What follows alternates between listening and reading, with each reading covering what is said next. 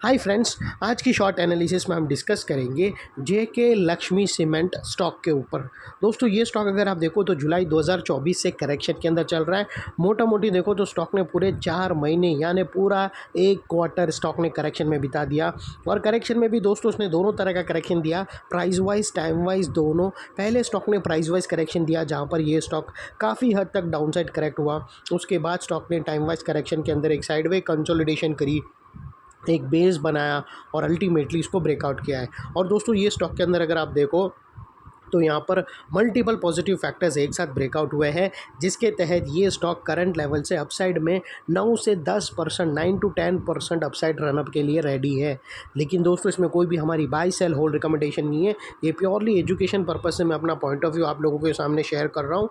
कोई भी पोजीशन लेने से पहले अपने फाइनेंशियल एडवाइज़र को ज़रूर कंसल्ट कर लेना। फ्रेंड्स आप लोग देख सकते हो कि ये वो टॉप एरिया था जहाँ से करेक्शन स्टार्ट हुआ था और यहाँ से कुछ इस तरह से downward sloping parallel channel stock के अंदर बनी। और जब तक स्टॉक ये डाउनवर्ड स्लोपिंग पैरेलल चैनल में था, स्टॉक के अंदर प्राइस वाइज करेक्शन कंटिन्यू रहा और यहाँ पर back to back lower lows hit हुए। दोस्तों अगर आप देखो तो फर्स्ट लोअर लोज यहाँ पर हिट हुआ, सेकेंड लोअर लोज यहाँ हिट हुआ, थर्ड लोअर लोज यहाँ हिट हुआ और फोर्थ लोअर लोज यहाँ हिट हुआ। और जैसे ही दोस्तों ये downward sloping parallel channel upside में ब्रेकआउट हुई, इसने मल्टीपल हायर हाइस को ब्रेक करके उसके अबाउ सस्टेन क्लोजिंग देकर कंफर्म कर दिया करेक्शन कंप्लीटेड। यहाँ पर हमें दो बड़ी चीज़ एक साथ मिली फ्रेंड्स।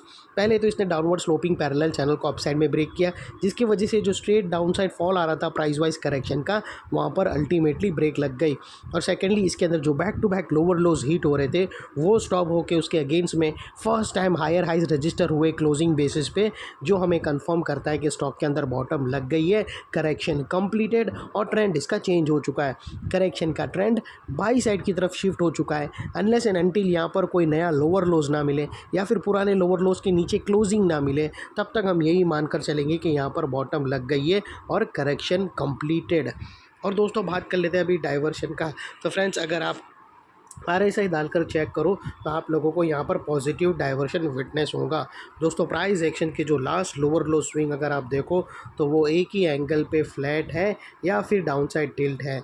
और वही दोस्तों अगर आप RSI के देखो तो वो अपसाइड में टिल्ट हुए हैं और यहाँ से हमें ब्रेकआउट मिला है जो एक अपसाइड मोमेंटम पंप करेगा स्टॉक के अंदर। और अल्टीमेटली दोस्तों बात कर लेते हैं यहाँ पर चार्ट पैटर्न की। तो फ्रेंड्स अगर आप देखो दोस्तों, अगर आप यहाँ पर नोटिस करो तो हमें यहाँ पर एक clearly rounding chart pattern breakout होते हुए क्लियरली विटनेस हुई है।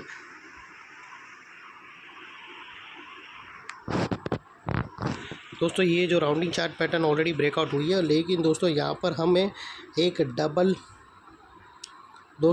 हमें एक डबल नेकलाइन की स्ट्रेटजी लेकर चलना है, क्योंकि यहाँ पर एक सेलिंग प्रेशर बैठा है। तो वो कारण से अगर हमारा ये फॉल्स ब्रेकआउट हो जाए तो वो बच जाएगा। तो दोस्तों हमें ऑलरेडी इसकी जो फर्स्ट नेकलाइन है, जो एक्चुअली अगर आप देखो तो टेक्स्ट बुक लिटरेचर नॉलेज के हिसाब से अगर आप देखो तो स्टॉक ने क्लियरली ब्रेकआउट दे दिया है। लेकिन दोस्तों यहाँ पर बहुत से लोग ट्रैप हो जाते हैं क्योंकि वहाँ पर एक सेलिंग प्रेशर बैठी है। तो अगर दोस्तों यहाँ पर वो, और मैंने बहुत सारे प्रीवियसली वीडियो में प्रूफ करके भी बताया था कि कैसे डबल नेकलाइन ने हमारे बहुत सारे फॉल्स ब्रेकआउट को ऑलरेडी सेफ गार्ड कर दिया। हम फॉल्स ब्रेकआउट के ट्रैप में आते होते बचे। तो यहाँ पर ही दोस्तों अगर फॉल्स ब्रेकआउट रहने वाला रहेगा तो आपको पता चल जाएगा 838 यानी 840 राउंड फिगर देख लो। अगर 840 के ऊपर क्लोजिंग मिलेंगी तो फिर ये परफेक्टली फाइन है, ये राउंडिंग चार्ट पैटर्न ट्रेड करने के काबिल है। और अगर दोस्तों ये फॉल्स ब्रेकआउट होगा तो 840 के ऊपर जाएगा, लेकिन क्लोजिंग के टाइम पे वो नीचे आ जाएगा नेकलाइन के नीचे। तो ऐसा कुछ रहेगा तो समझ जाना यहाँ पर पॉसिबिलिटी है कि ये एक फेक ब्रेकआउट बने।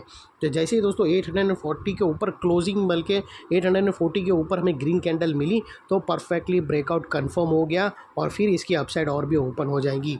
और दोस्तों ये जो इनसाइड रेंज है राउंडिंग चार्ट पैटर्न का, ये तकरीबन दोस्तों 9 से 10% का है।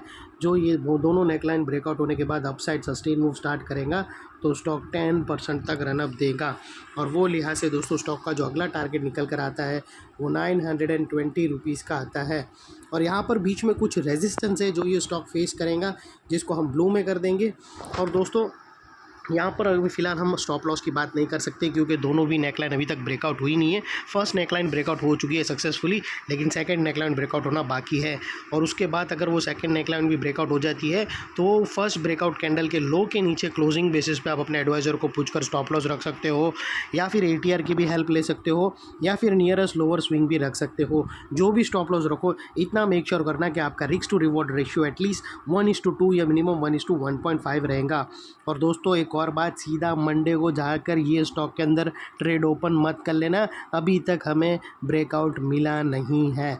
मंडे का वेट है, क्लोजिंग अगर 840 के ऊपर मिलती है तो ही नहीं, अगर 840 के ऊपर मंडे को क्लोजिंग नहीं है तो फिर वेट करना ट्यूसडे का। और जैसे ही दोस्तों ट्यूसडे वेडनेसडे वेट करना, जब तक इसके ऊपर क्लोजिंग नहीं मिले तब तक कंफर्म नहीं माना जाएगा।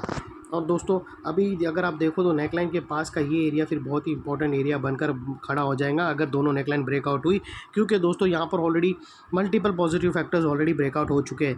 यही एरिया पे दोस्तों हमें downward sloping parallel channel upside में ब्रेकआउट होते हुए मिल गई। यही एरिया पे दोस्तों हमने लोअर लोज हायर हाइज में शिफ्ट होते हुए देखे। यही एरिया पे दोस्तों हमें RSI के थ्रू पॉजिटिव डाइवर्शन मिला, और यही एरिया पे दोस्तों राउंडिंग चार्ट पैटर्न भी ब्रेकआउट हुई। लेकिन कन्फर्मेशन के लिए एक और नेकलाइन का ब्रेकआउट ज़रूरी है। उसके बाद दोस्तों ये एरिया फिर एक रेजिस्टेंस था जो अभी तक वो एक स्ट्रॉन्ग सपोर्ट बनकर खड़ा रहेगा। और इतने बड़े स्ट्रॉन्ग सपोर्ट के नीचे क्लोजिंग बेसिस पे तुम्हारा स्टॉप लॉस रहना चाहिए जो आसानी से हिट ना हो। और बाय एनी चांस अगर क्लोजिंग बेसिस पे हिट हो जाता है तो दोस्तों नो इफ नो बट, सीधा स्टॉप लॉस देकर ट्रेड को वाइंड अप कर देना। ये थी हमारी शॉर्ट एंड स्वीट एनालिसिस। अच्छी लगे तो प्लीज़ चैनल को लाइक शेयर सब्सक्राइब ज़रूर करना। थैंक यू, जय हिंद।